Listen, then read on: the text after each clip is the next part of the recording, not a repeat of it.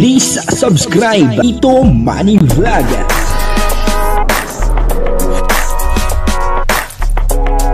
Payagan po si Tito Manny Vlog na mag-reactor para pambiling gamot sa kanya pong karamdaman. Wala man siyang records ng ng awayan. Kalingap Rob, nagsalita na po tungkol po doon sa founder ng Danjoy. Sino po ba ang founder ng Danjoy? Si Bobby TV 143. Ayun At dito nga po ay may mga ipinahayag si Kalingap Rob. Alamin po natin kung ano po yung mga sinabi ni Kalingap Rob tungkol po sa founder ng Danjoy. Ano po, papanoorin po natin yung video at siyempre bibigyan po natin yan ng konting reaction. Pero bago po yan, ako muna po yung bumabati sa inyong lahat ng magandang umaga, magandang tanghali at magandang gabi sa inyong lahat mga kapatid kung saan man kayo ng panig ng mundo naroon ngayon. Ay mag-iingat kayo palagi at pagpalain kayo ng ating Panginoon. Maraming salamat din po sa patuloy na tumatangkilik sa aking YouTube channel at nanonood sa aking video reaction. Patuloy lang po natin suportahan sila Kuya Bal Santos Matubang, Kalingap Rob, Ate Edna Vlog, Jack Tampia, at syempre mga kasamahan ko po sa Karepa, Team Views at yung mga charity vlogger na Kalingap partner. Ito po yung video na kung saan ay nagsalita na etong si Kalingap Rob tungkol po doon sa founder ng Danjoy. Alamin po natin at panoorin po natin yung video. Ang kabuuan po ng video ito ay mapanood po natin sa YouTube channel ni Rob Matubang Vlog. Ayun Kalingap po na po si Founder Bobby. Yun na nga po pag-uusapan natin. Isa sa pag-uusapan natin yung kay Kuya Bob kasi itong mga nakaraan lang nakausap ko siya. And yun, nag-overthink siya kung ano na talaga yung gusto niya. Parang natotoksikan ata si Kuya Bob ngayon. Parang gusto niya magpahinga bilang founder. Yun yung nasabi niya sa akin. Pero sabi naman niya sa akin, kung ano yung desisyon ko para sa kanya, yun daw yung masusunod. Galing ng sayaw niya, ay salamat po. Grabe yun.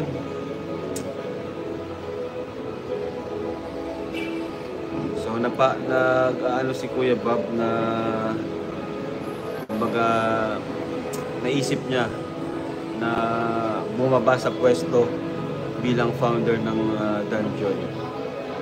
Pero di pa naman tayo pumapayag doon sa kanyang kagustuhan kasi sabi ko nagkaroon ng Danjoy dahil sa kanya, di ba? Siya nag-push nun Siya yung nag-push nun. Kumbaga siya yung sumalo ng mga bashing.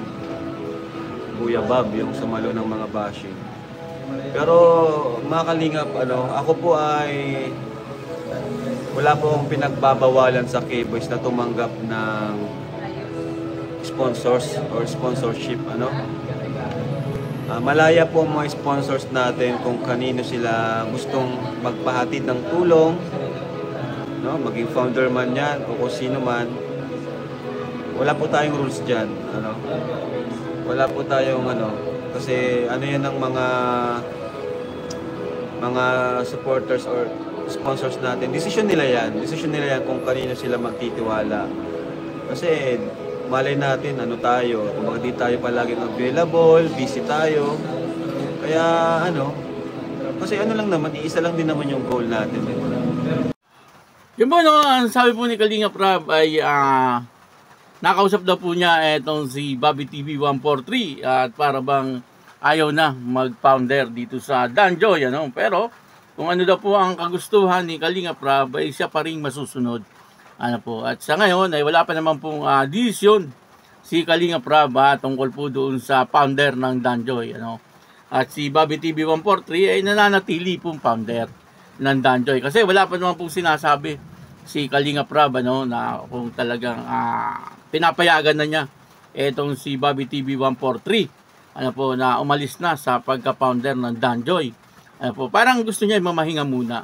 Parang gano'n kasi mahirap din maging founder ng isang love team. Siyempre, ikaw po ang founder. Siyempre, ikaw po mangangasiwa. Parang gano'n, At yung mga nangyayari dapat sa Danjoy, alam mo. Dapat gano'n, ang isang founder. Active ka lagi sa mga lahat ng bagay na nangyayari sa Danjoy. Pero pagka ikaw ay naiitsapera na, ay talagang yun ang masama. Ano po, pagka naiitsapera na. Pero ano po, etong si Kalinga pa Rob ay nagsabi na sayang naman. Ano po, kasi ito nga pong si Bobby TV 143 ang nagporsige. Ano po, upang magkaroon ng Danjoy. Yun naman po ang totoo. Ano po, natatandaan ko po noon, ano, sa bawat live ni Bobby TV 143 ay talagang ipinaglalaban niya. Ano po, na magkaroon ng Danjoy. Ano po, ibig sabihin ay magkaroon ng love team. Si Joy Diwata at saka etong si Kalingap Dan. Ano po, at maraming baser noon.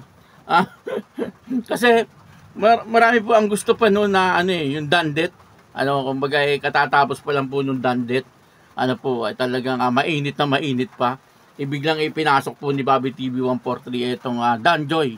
Kumbaga mas bagay daw itong si Kalingap Dan saka si Joy Diwata na maging magka-love team. Ano po, at talagang hindi po siya nagpapaawat noon na gustong-gusto niya talaga na magkaroon ng Danjoy. Ano po, at yung kanya naman pagpupursigi ay naging matagumpay naman. Ano po, at nakita naman po natin sa ngayon, meron na pong Danjoy, ano, maliwanag, at hindi lang po basta Danjoy ito, nagkaroon na po sila ng relasyon. Ibig sabihin, ay may magandang nagawa naman talaga itong si Bobby TV 140 sa Danjoy. Ano, unang-una, kung hindi po siya nagporsige, baka hindi po ngayon si Kalingap Dan saka si Joy Diwata. Ano, siyempre, kaya naman po yan ay na-develop sa isa't isa dahil po nagkaroon ng love team na Danjoy. Ano. Kaya, siyempre, sa kanilang relasyon ay isa po sa dahilan ano kung bakit sila ay nagkaroon ng relasyon. Siyempre, ay ito pong si Bobby TV 140. Ano.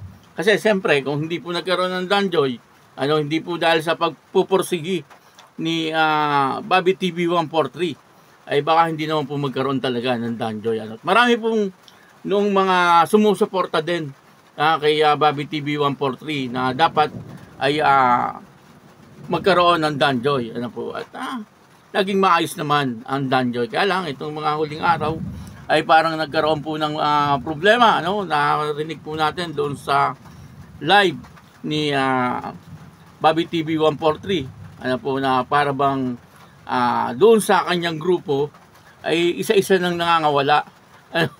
At wala pong paalam, ano, yung mga kasama niya po sa grupo. Isa po ang founder. Siyempre, medyo masakit nga naman po na iiwan ka na wala man lang sabi-sabi. Ano po, medyo masakit sa damdamin naman talaga yon. Kaya Bobby TV 140 po ay mabait po yan na tao. Ano po, sa personal ay talagang maayos po na tao yan. At yan po ay nakaharap na natin. Dito mismo sa bahay ko. Pumunta po yan si Bobby TV 143.